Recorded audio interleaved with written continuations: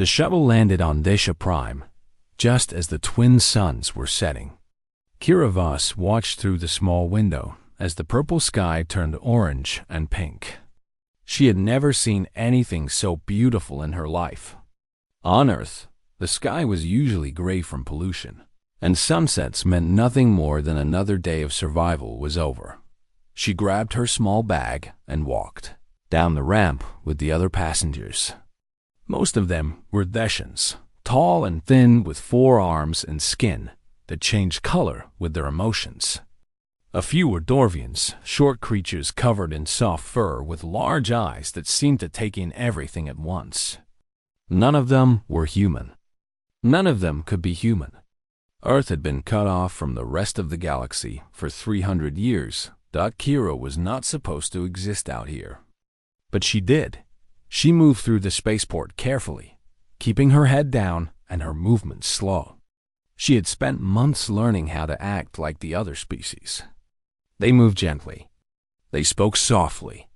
They jumped at sudden sounds and ran from anything that seemed dangerous. Kira had to pretend she was the same way, even though every part of her body told her to stand tall and face whatever came at her. The documents in her pocket said she was a refugee from a border colony called New Haven. The colony had been destroyed in a territorial dispute 2 years ago. Thousands of refugees had scattered across the galaxy, and no one kept very good records of them. It was the perfect cover story. No one would question another sad refugee trying to start a new life. She found her way to the transit station and boarded a train heading toward the capital city. The Galactic Academy was there, one of the most famous schools in the known universe. Students came from hundreds of worlds to study there. Kira had applied 6 months ago, using her fake identity and forged academic records. She had been accepted into the General Studies program without any problems. The train was quiet and clean. Kira sat in a corner seat and watched the landscape pass by outside. Desha Prime was a garden world, covered in forests and lakes and gentle rolling hills. There were no predators here, no dangerous animals, no poisonous plants. The Desians had removed anything threatening from their planet thousands of years ago. They lived in perfect safety. Kira thought about Earth. She thought about the wolves that hunted in packs outside her village.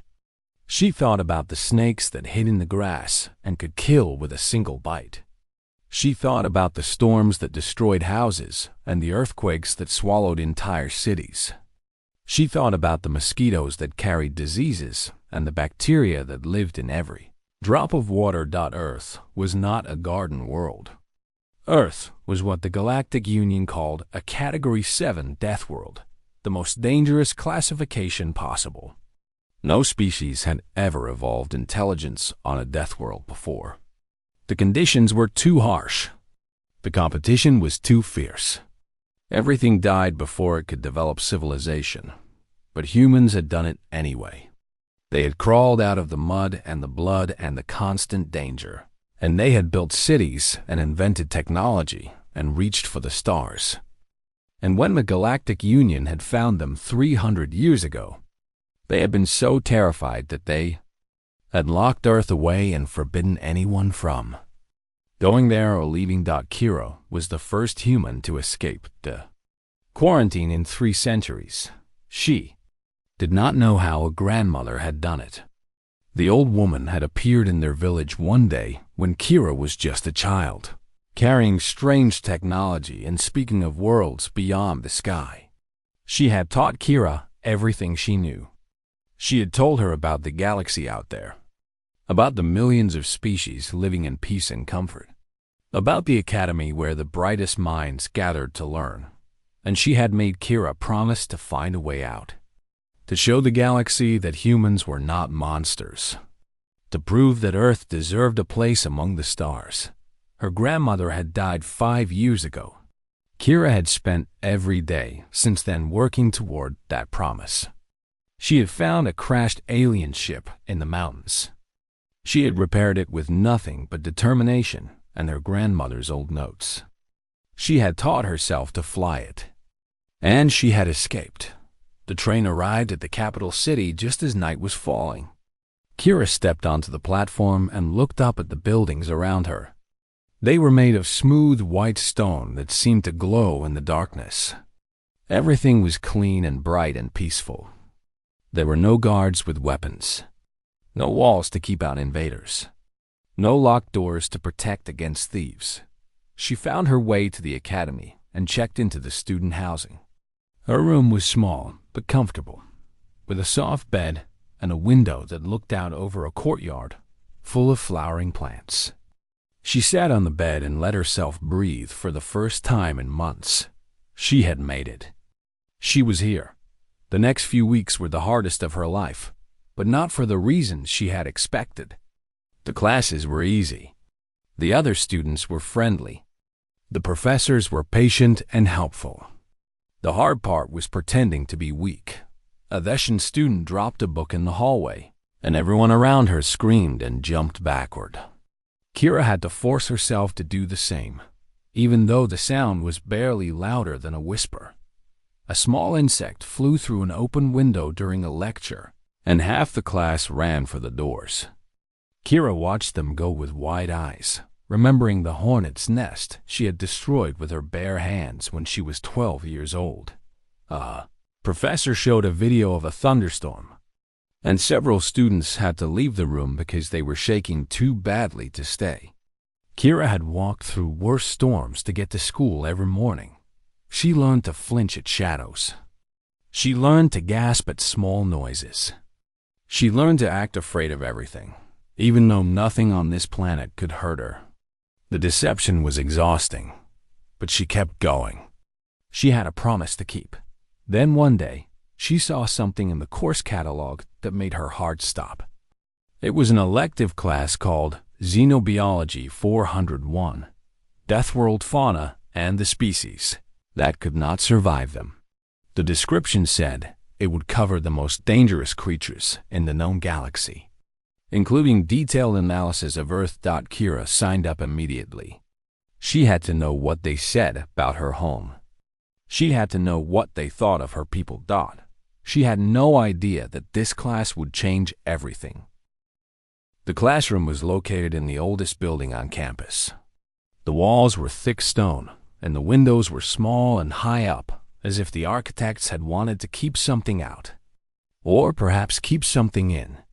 Kira walked through the heavy doors and found a seat in the back row, where she could watch everyone without being noticed. About 30 students had signed up for the class.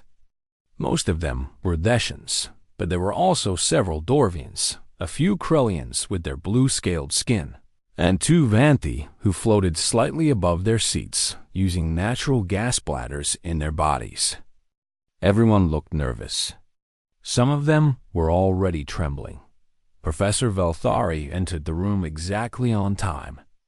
She was a Theshan, but older than most Kira had seen, with silver streaks in her normally purple skin.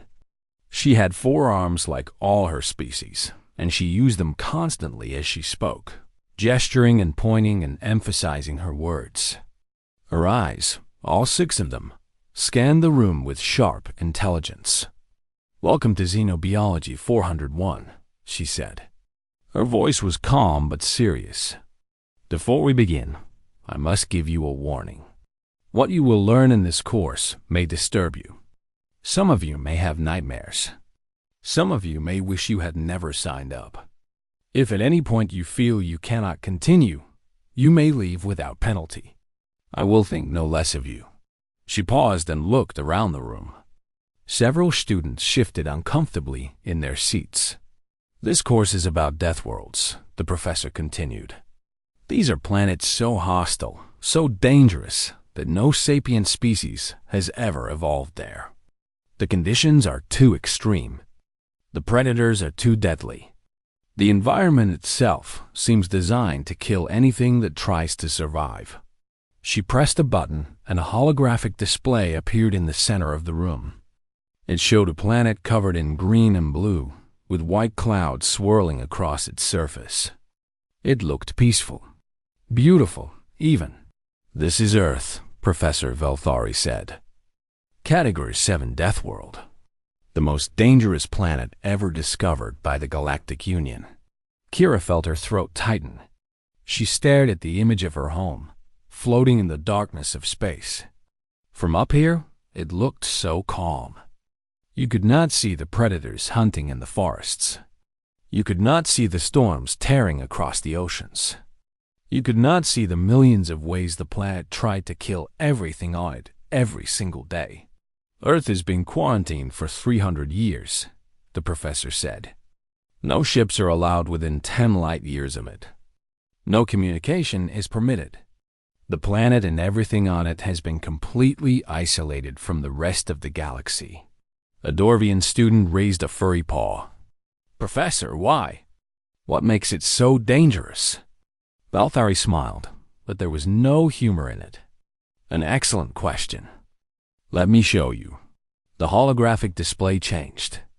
Now it showed an animal that Kira recognized immediately. It was a bear, standing on its back legs with its mouth open in a roar. Its teeth were long and sharp, and its claws looked like knives. Several students screamed. One of them fell out of her seat. This is called a bear, the professor said calmly. It is one of the largest predators on Earth. It can weigh over 500 kilograms.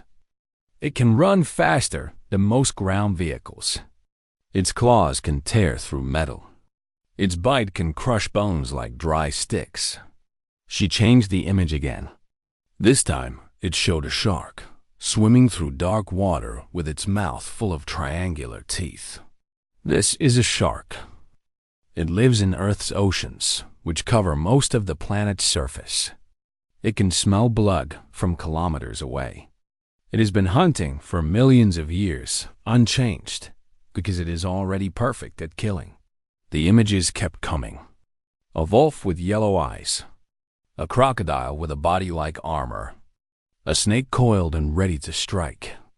Each one was worse than the last. Each one made the students gasp and cry out in fear. Then the professor showed something different. It was small. So small that at first Kira could not tell what it was. The hologram zoomed in, and the class saw a tiny insect with thin legs and a long needle-like mouth. This, Professor Velthari said quietly, is the deadliest creature in the known galaxy. The room went silent. Everyone stared at the tiny insect floating in the air. It is called a mosquito. It weighs almost nothing. It has no claws. It has no teeth.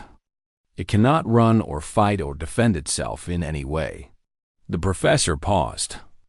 And it has killed more sapient equivalent beings than every war in recorded galactic history combined. A Deshan student in the front row made a choking sound and collapsed. Two others ran for the door.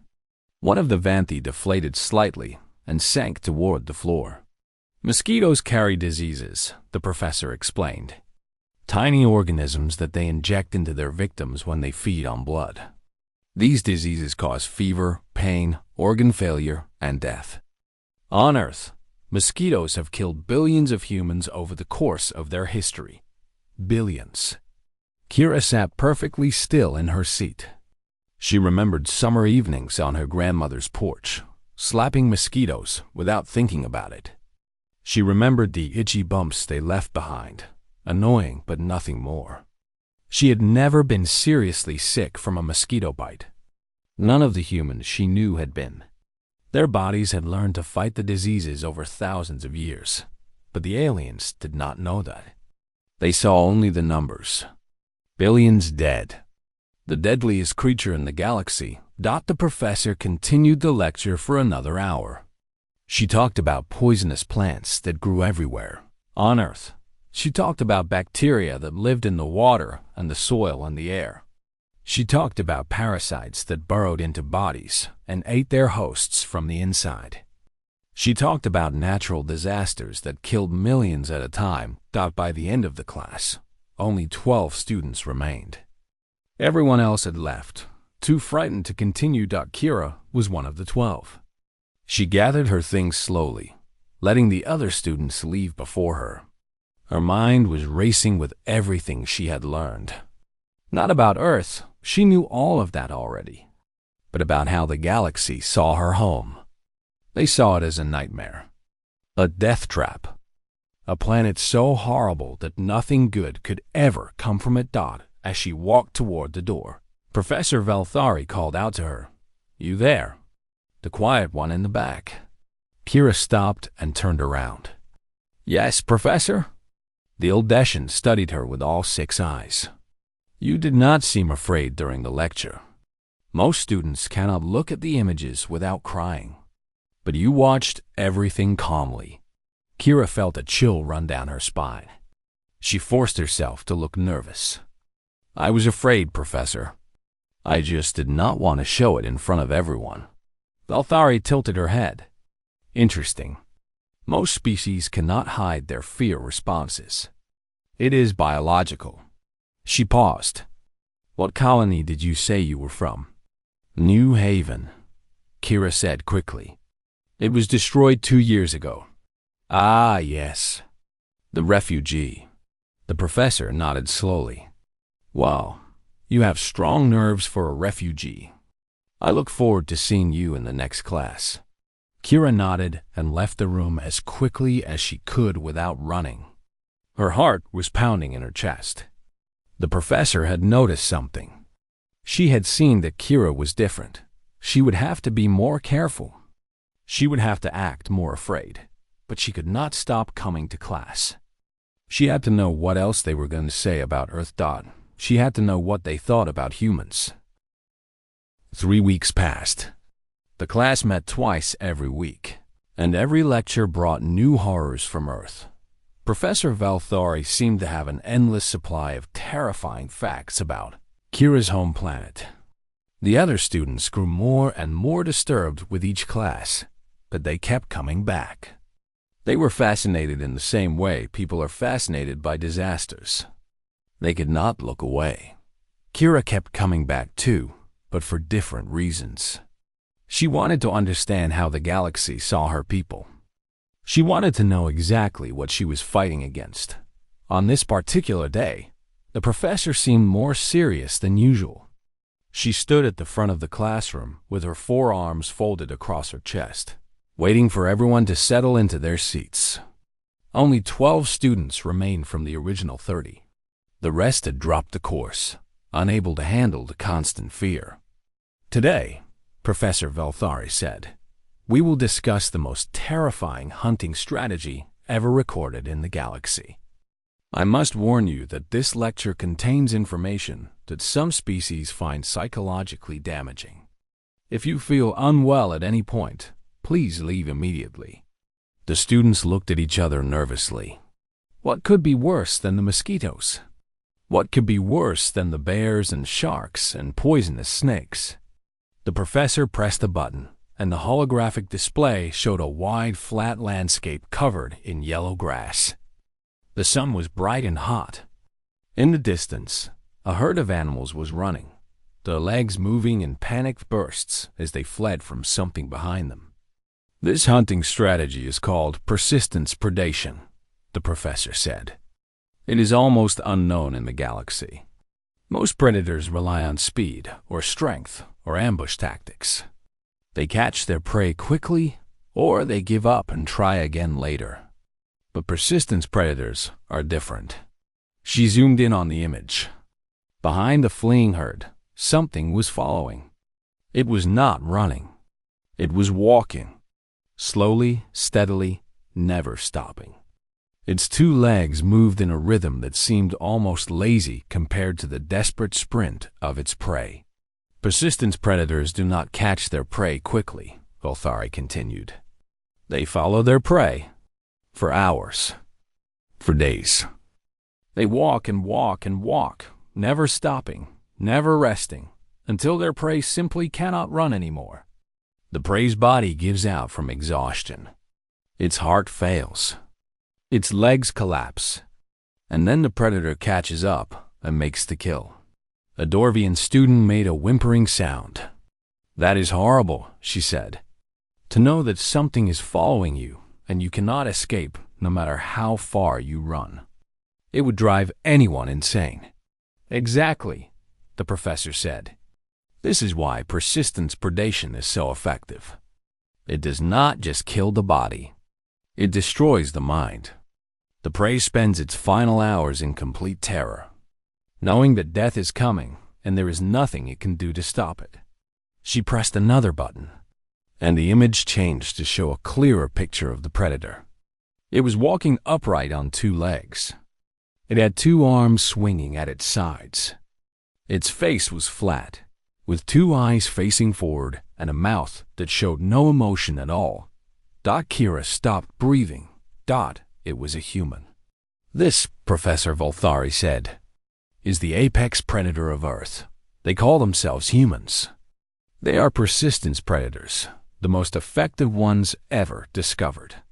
They evolved on the grasslands of their planet millions of years ago, and they have been hunting everything else ever since. She let the image rotate slowly so everyone could see it from all angles. The human in the picture was male, with dark skin and short hair. He was wearing simple clothes made from animal skins. He carried a stick with a sharp point at the end. Humans cannot run very fast, the professor said. Compared to most Earth animals, they are slow and weak. They have no claws. They have no fangs. They have no armor or poison or natural weapons of any kind. But they do not need them. She pulled up a chart showing different animals and how long they could run before their bodies gave out. Most of them could sprint for a few minutes at most.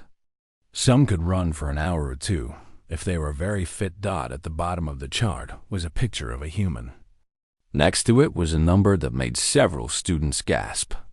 Humans can run for days, Volthari said.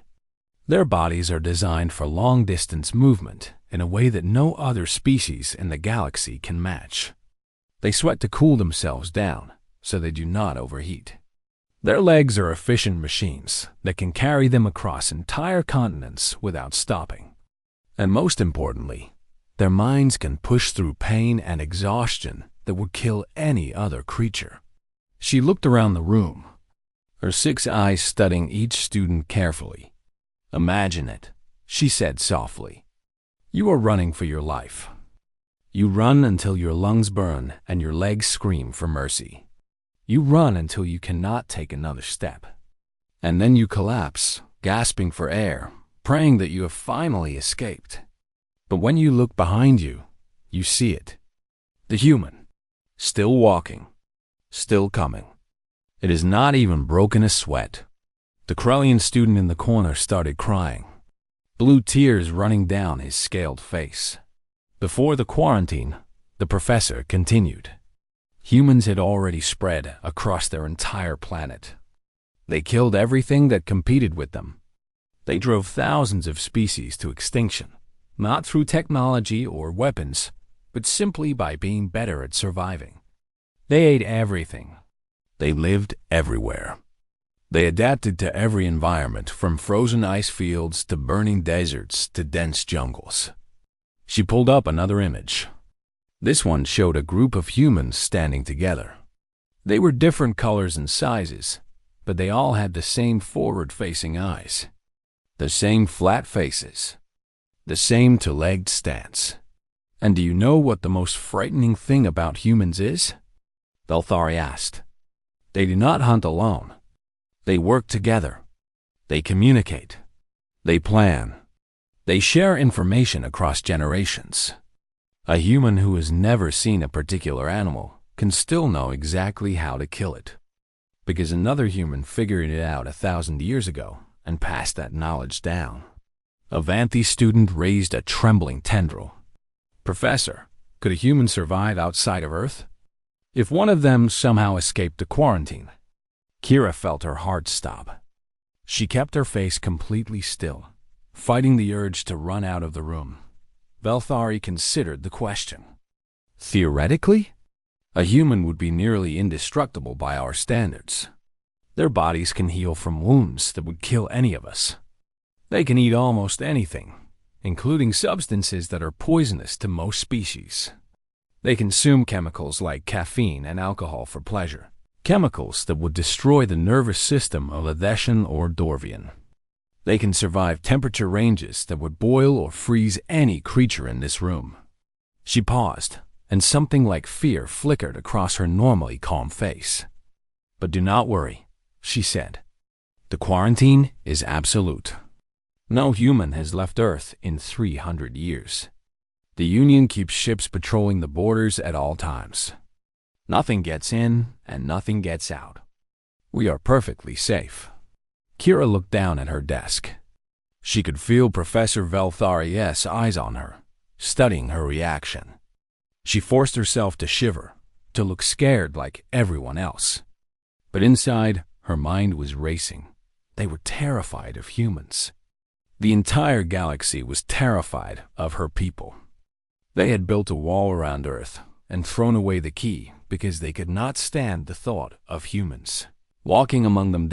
And yet here she was, sitting in their classroom, learning their secrets.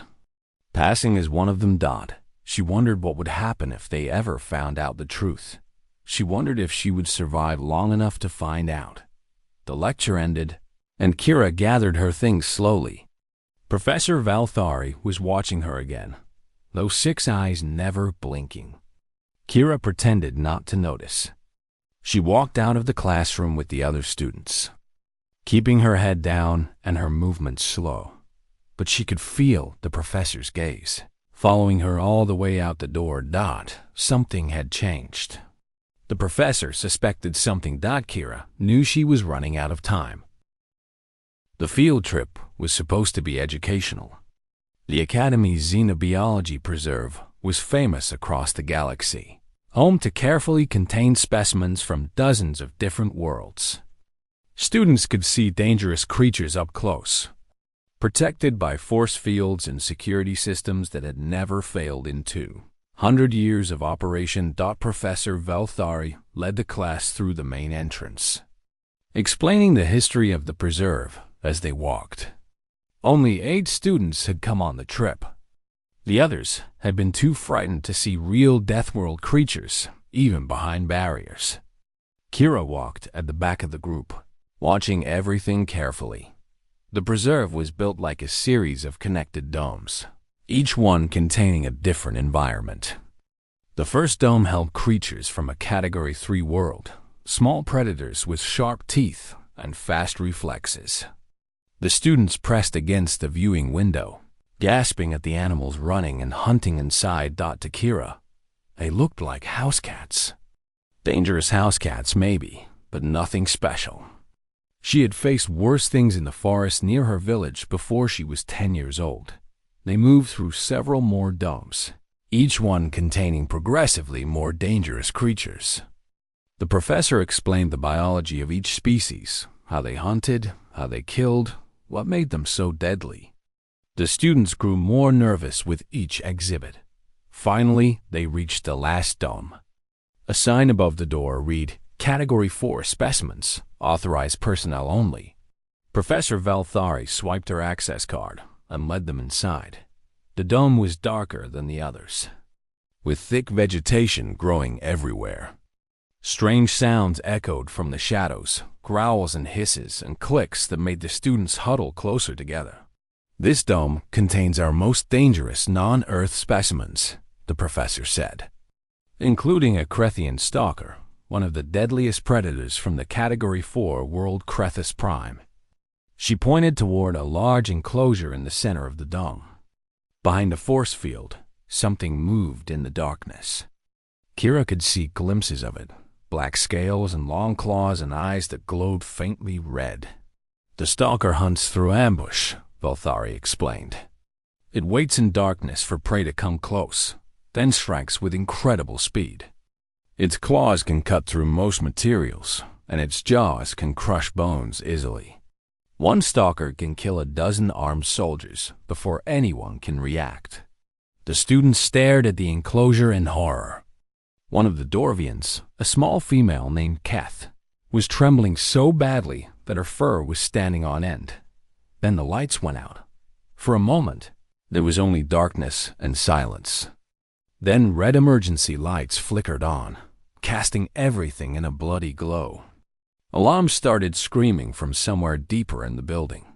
"Everyone stay calm," Professor Velthari said, but her voice was shaking. "This is probably just a power fluctuation. The backup systems will activate the force fields in a few seconds." But the force fields did not activate, and from the stalker's enclosure came a sound that made Kira's blood run cold. The hiss of a barrier failing, the scrape of claws on metal, the low, hungry growl of a predator that smelled prey. The stalker emerged from its enclosure.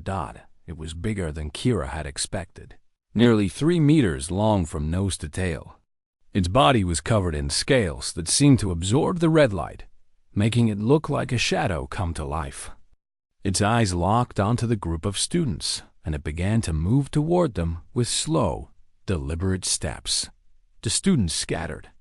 Some ran for the door they had come through, but it was locked, the security system having sealed everything during the power failure.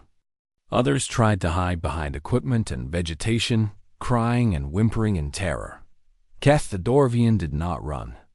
She stood frozen in place, her large eyes fixed on the approaching predator. Her body would not obey her commands to move. Fear had locked every muscle in her small form. The stalker saw her. It changed direction, moving faster now, claws clicking against the floor as it closed the distance. Its mouth opened, revealing rows of teeth like broken glass. Kira did not think. She did not plan. She did not consider the consequences. She moved. 300,000 years of evolution. Countless generations of ancestors who had fought and killed and survived on the most dangerous planet in the galaxy. All of that history, all of that genetic memory, compressed into a single moment of action. She sprinted toward the stalker, putting herself between the creature and the frozen student. The stalker saw her coming and lunged, expecting easy prey, expecting another terrified alien who would fall before its claws. It was wrong. Kira caught its front leg as it swiped at her, twisting her body to redirect the momentum. The stalker's claws missed her by centimeters. Before it could recover, she grabbed its throat with both hands and squeezed. The creature thrashed wildly, its tail whipping against the ground, its back legs kicking at empty air. It was strong, much stronger than any animal Kira had ever fought on Earth. But she was stronger. Her muscles had been forged in gravity half again as strong as this planet's. Her bones had grown dense from a lifetime of carrying weight that would crush these aliens. Her heart pumped blood rich with iron that let her keep fighting long after any other species would have collapsed. She squeezed harder. The stalker's movements became weaker, slower.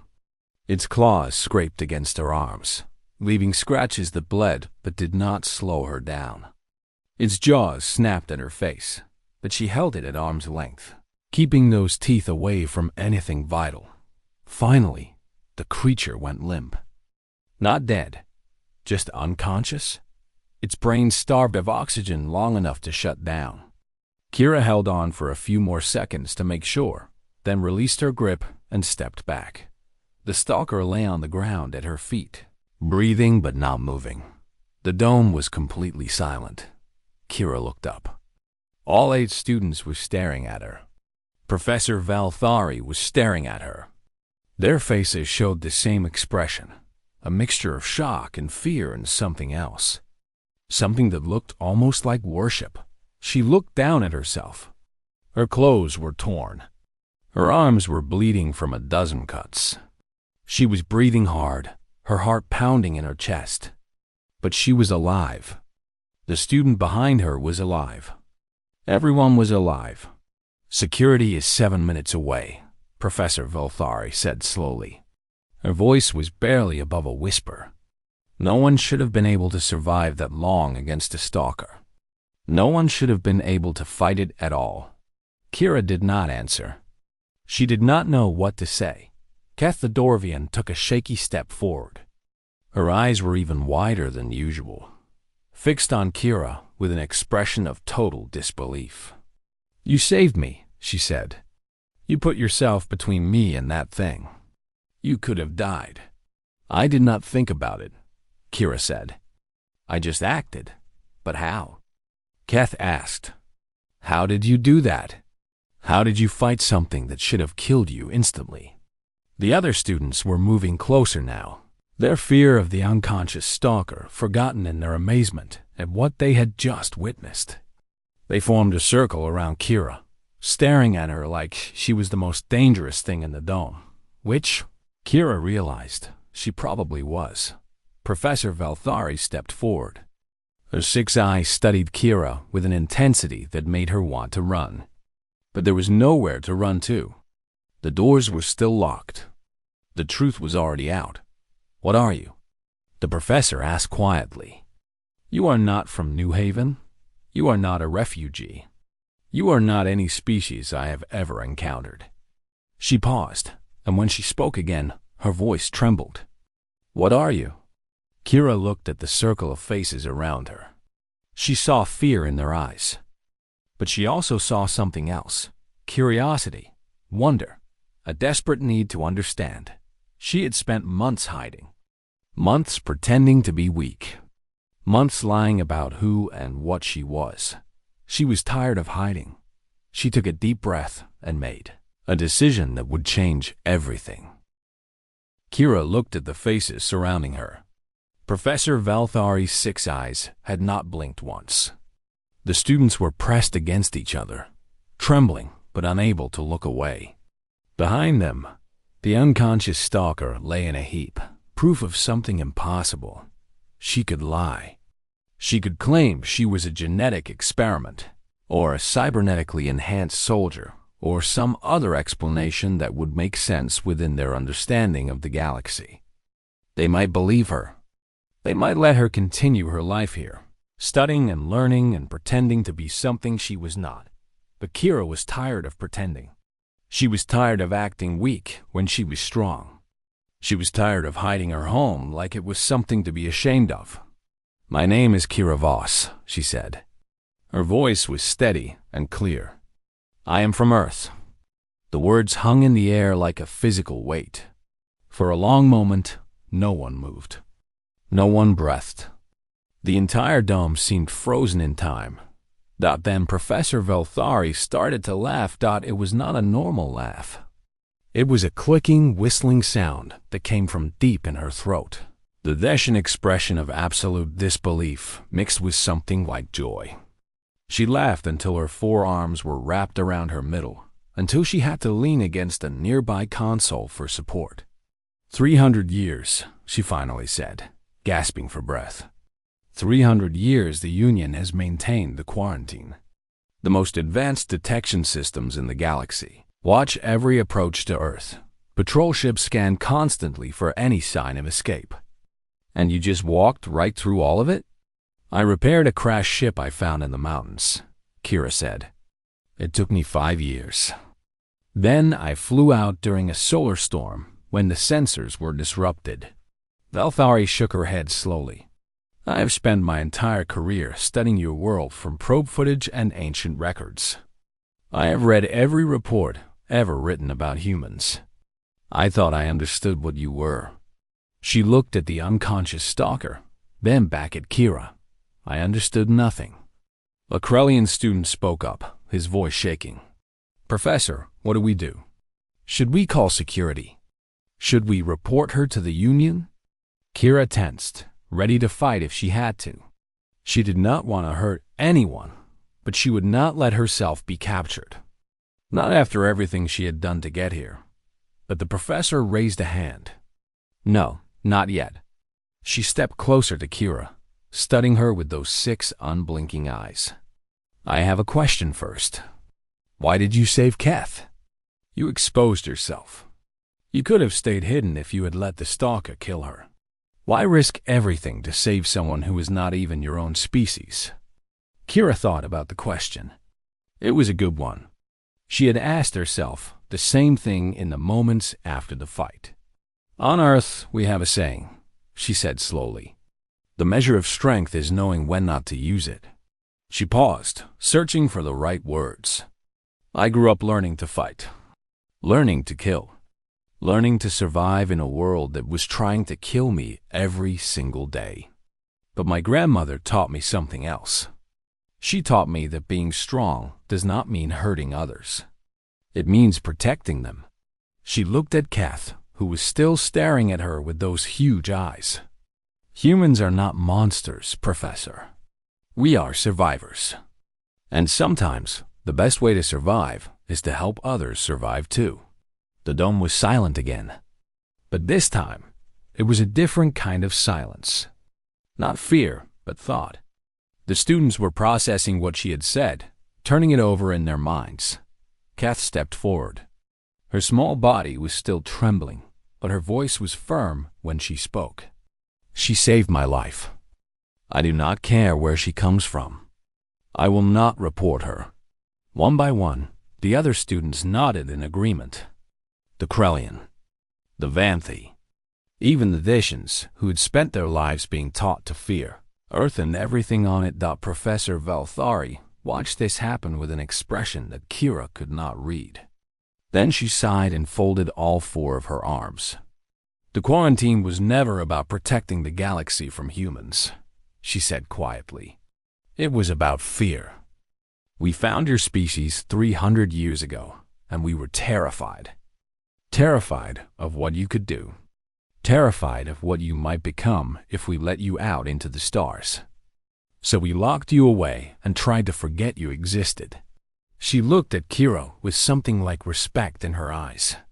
But you got out anyway, because that is what humans do. You survive. You adapt. You overcome. We built the strongest prison in the galaxy, and you escaped with a crashed ship and determination. Kira did not know what to say. She had expected to be captured, or killed, or locked away forever. She had not expected this. What happens now? She asked. The professor was silent for a long moment. Then she straightened up and made a decision. Now, we go to the Galactic Council. You will tell them your story. You will tell them about Earth, and about humans, and about why the quarantine should end. She paused. I will speak in your favor. I will tell them what I saw today. How you risked your life to save a student from another species. How you showed mercy to a predator instead of killing it. 6 months later, Kira stood before the Galactic Council. The chamber was enormous, filled with representatives from hundreds of worlds. They had come to hear her speak, to see the first human in 3 centuries to walk among them. She told them everything. About Earth, about the struggles of her people, about her grandmother's dream of a future where humans were part of the galactic community, about the day she had fought a stalker to save a Dorvian student she barely knew. Humans are not the monsters you think we are, she said. Yes, we come from a dangerous world. Yes, we have done terrible things in our history, but we have also done great things. We have loved and created and dreamed and built civilizations from nothing. We are capable of kindness and compassion and sacrifice. All we ask is the chance to prove it. The debate lasted for weeks. Many representatives argued that the quarantine should remain. Humans were too dangerous, too unpredictable, too different from everything else in the galaxy. Letting them out would be inviting disaster. But others spoke in Kira's favor. Professor Valthari gave a long testimony about her research and about what she had witnessed in the xenobiology preserve. Keth told the council about the moment Kira had put herself between a predator and a stranger. Without hesitation, without any thought for herself. In the end, the vote was close. But it passed. The quarantine was lifted. 1 year later, Kira stood at the podium in Professor Valthari's classroom. The room was packed with students, far more than had ever taken the course before. They came from every corner of the galaxy, drawn by the chance to learn about Earth from someone who had actually lived there. Welcome to Xenobiology 401, Kira said. My name is Kira Voss. I am a human from the planet Earth. She pressed a button, and the holographic display showed an image of a mosquito. A few students gasped. One of them looked like she might faint. Kira smiled. It had taken her a long time to learn to smile without showing her teeth, so she did not frighten people. But today, she let herself show them. They needed to get used to it. "Let me tell you about the real apex predator of my world," she said. "It is not the bears. It is not the sharks. It is not even the humans." She zoomed in on the mosquito, watching the students squirm. "It is this tiny insect. And if you want to understand Earth, if you want to understand humans, you have to understand this first. On my planet, even the smallest things can kill you. We grew up surrounded by death. We evolved in a world that was trying to destroy us every single day. And we survived." She paused and looked out at the sea of frightened faces. "We survived," she repeated. "And we learned something important along the way.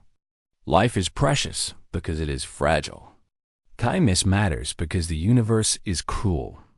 And the strong have a duty to protect the weak, because someday, the weak might be all that stands between us and extinction." She closed the image and leaned forward on the podium. "So yes, I come from a death world. Yes, my people are dangerous. But we are also capable of great compassion, great courage, great love. And now that we are part of the galactic community, we intend to prove it." She smiled again, letting her teeth show. "Any questions?" The first human hand in 300 years shot up in the back of the room. Then another. Then a dozen more. Humans, learning beside aliens in a classroom that had once taught the galaxy to fear them. Kira's grandmother would have been proud. The universe would never be the same.